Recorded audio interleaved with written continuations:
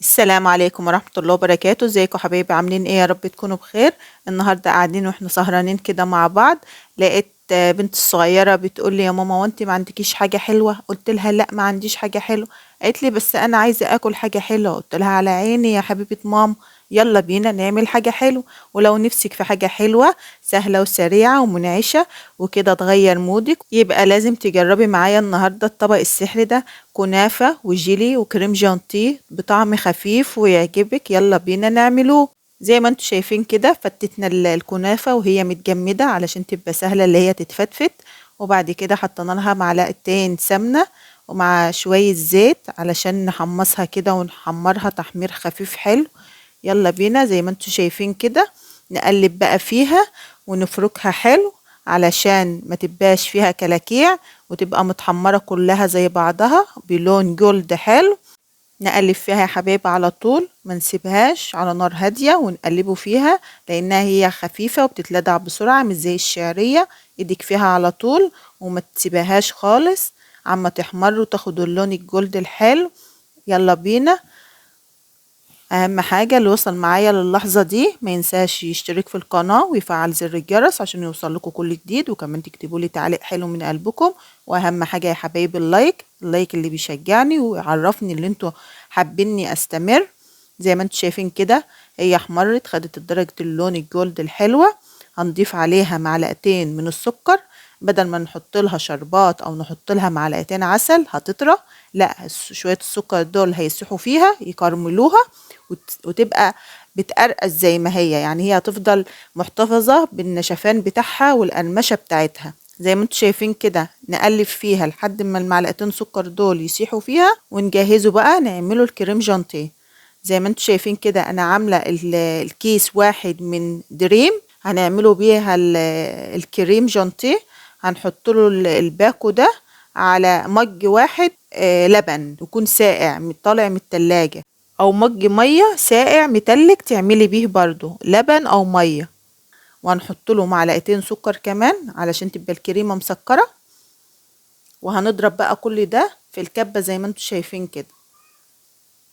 كل حاجه قدامكم يا حبايبي.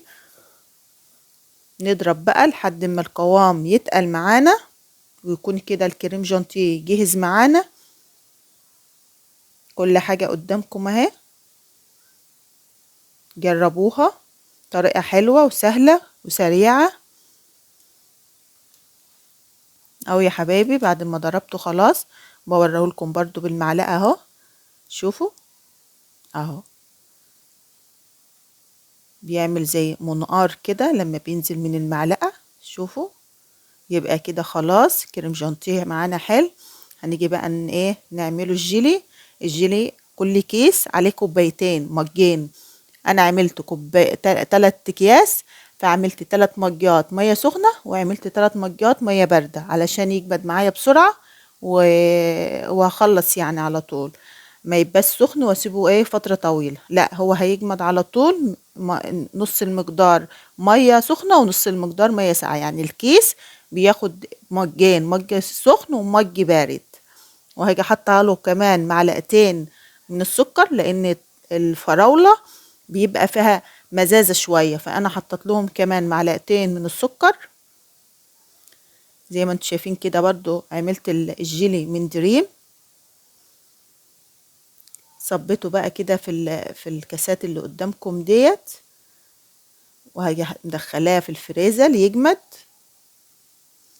نص نص كده في المجات بحيث اللي انا اكملها.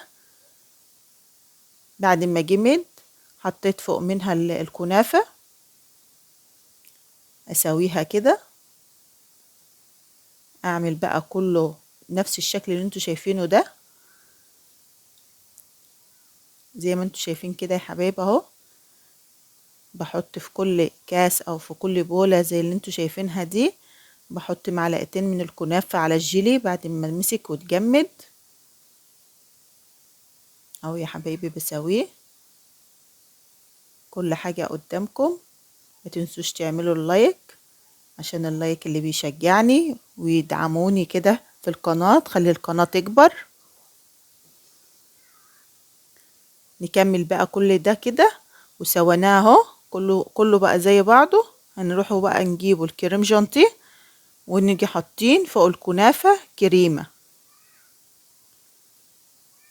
نغرقها بقى ايه كريمة اهو يا حبايبي زي ما انتوا شايفين كده.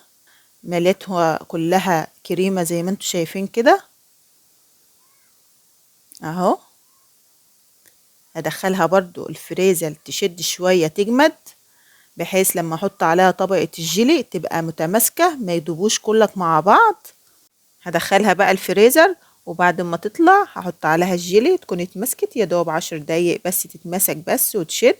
هحط بقى عليها الجيلي كده بقى كانت طلعت اهو يا حبايبي. حطيت بقى عليها الجيلي زي ما انتوا شايفين اهو. كان هو كمان شد بحيث اللي هما الاتنين ما يدوبوش في بعض. نغرقها بقى من فوق كده بالجيلي ونسويه. طريقة سهلة وسريعة اهو يا حبايبي. طعم خفيف وهيعجبك، حاجة حلوة سريعة